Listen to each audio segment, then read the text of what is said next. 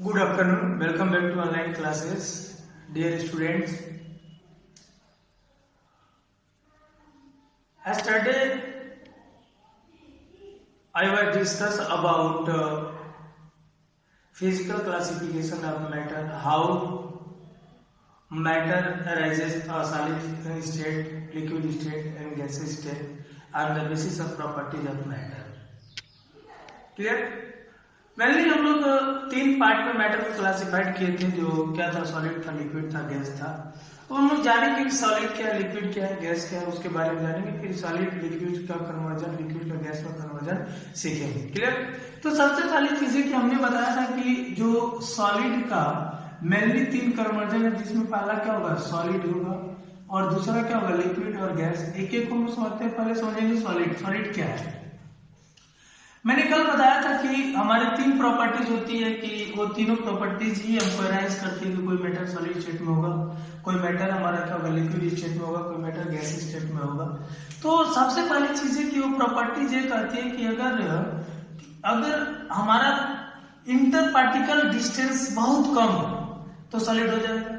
जब inter particle distance बहुत कम होगा तो इंटर पार्टिकल्स या इंटर मॉलिक्यूलर फोर्सेज भी या इंटर पार्टिकल फोर्सेज भी क्या हो जाएगा, ज्यादा हो जाएगा। और उसके बीच में काइनेटिक एनर्जी का जो पार्टिकल्स मूवमेंट है वो मूवमेंट्स कम हो जाएगा, वाइब्रेशन हो जाएगा, रिजिड पार्टिकल्स हो जाएगा, अपने पॉइंट्स के, अपने फिक्स पॉइंट्स के टू एंड फ्रो मोशन करेगा। क्लियर? जैसे अगर मैं सिर्फ बेसिस पे, वॉल्यूम बेसिस पे अगर सॉलिड को डिफाइन करूं तो कहता हूं कि डिफिनिट शेप एंड वॉल्यूम। क्या कहता हूं? Definite shape and volume. Definite shape and volume are called definite shape and volume of matters are called solid state। Solid state. ध्यान दीजिएगा, ये कह रहा है कि अगर किसी मैटर का डिफिनिट शेप हो और वॉल्यूम हो तो सॉलिड स्टेट में चला जाए। जैसे अगर इसका पार्टिकल्स बेस पे डिफिनेशन कर दोगे, the inter particle distance is very less. The inter particle distance is very low। The interparticle distance is very low, is very less, are called solid state। ठीक? मीन्स एक तो definite shape और volume से बता सकते हो, दूसरी चीज है इंटर पार्टिकल डिस्टेंस बेसिस से बता सकते हो कि अगर मान लो सपोज दैट ये कोई सब्सटेंसेज है और ये इस पार्टिकल्स से मिलकर बना हुआ है। अगर इस पार्टिकल्स का जो बीच का जो डिस्टेंस है बहुत शार्टेड हो, मतलब shorted distance between two particles is known as solid state.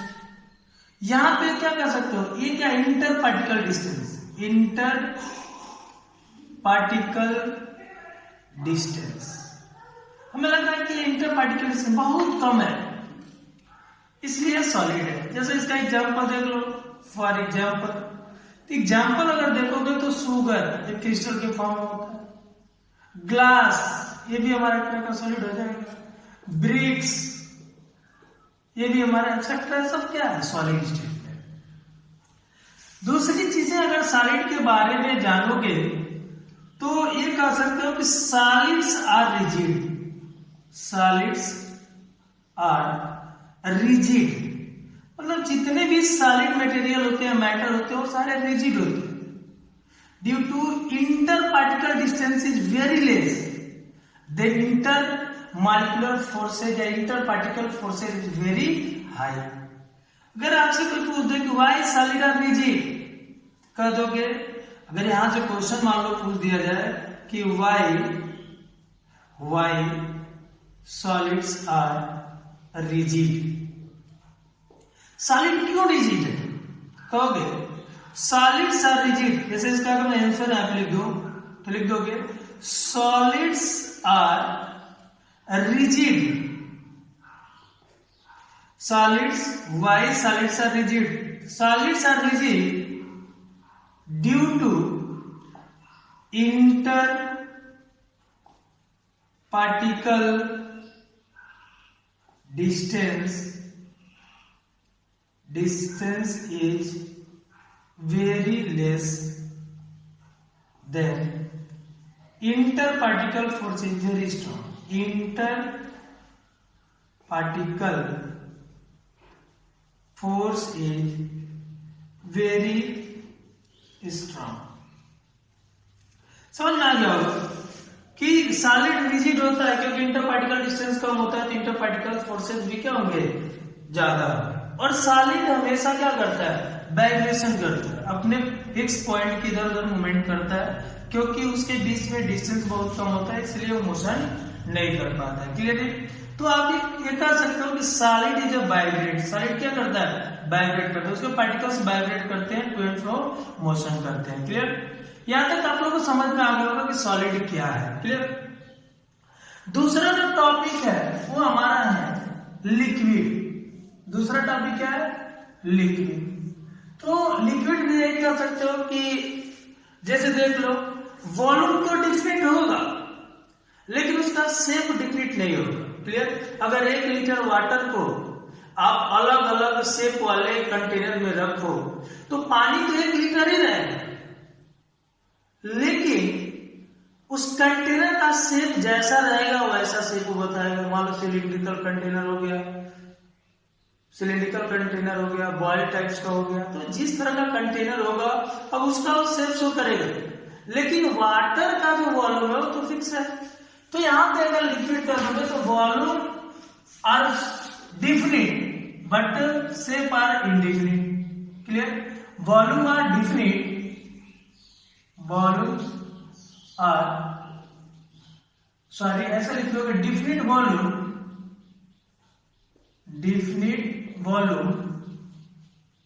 And indefinite shape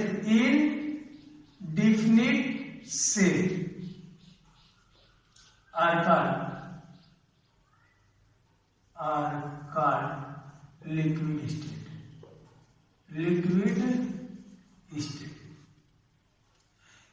या दूसरे वर्ड में इसका डिफिनेशन दे सकते हो, ये कह सकते हो कि inter particle distance more than solid but less than gas. दूसरा definition, the inter particle distance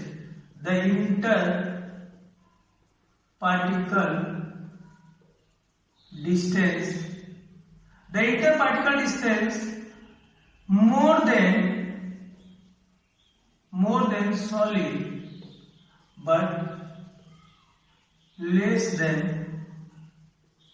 liquid। Clear? जैसे देख लो यहाँ पे इंटर पार्टिकल डिस्टेंस सॉलिड से दूर होगा लेकिन लिक्विड से क्या होगा, सॉलिड से दूर होगा लेकिन गैस से कम होगा, तो हम लोग क्या कहेंगे, लिक्विड कहेंगे। एग्जांपल अगर इसको देखो तो वाटर हो जाएगा, ऑयल हो जाएगा, एक्सेट्रा। क्लियर? अभी हमारा क्या करता है, लिक्विड के पास it has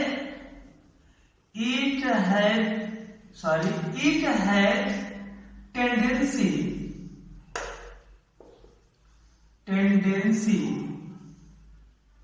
फ्लूड। इसकी टेंडेंसी क्या है, फ्लूड करने की। क्लियर? ये हमारा सॉलिड से कम रिजिड होता है क्योंकि इसके पास फ्लूडिटी होती है, इसलिए कहा जाता है liquid having fluidity properties. Clear? दूसरा, अगर हम लोग गैस जाने, गैस का भी डिफिनेशन जानते हैं, गैस है तो neither definite volume nor definite shape. Neither definite volume nor definite shape means ना तो वॉल्यूम डिफिनिट हो ना ही हमारा शेप डिफिनिट हो, वो मैटर हमारे क्या कहलाएंगे, गैसियस स्टेट में कहलाएंगे। गैसियस स्टेट में कहलाएंगे। क्लियर? इसमें कह दोगे interparticle distance is very large, the interparticle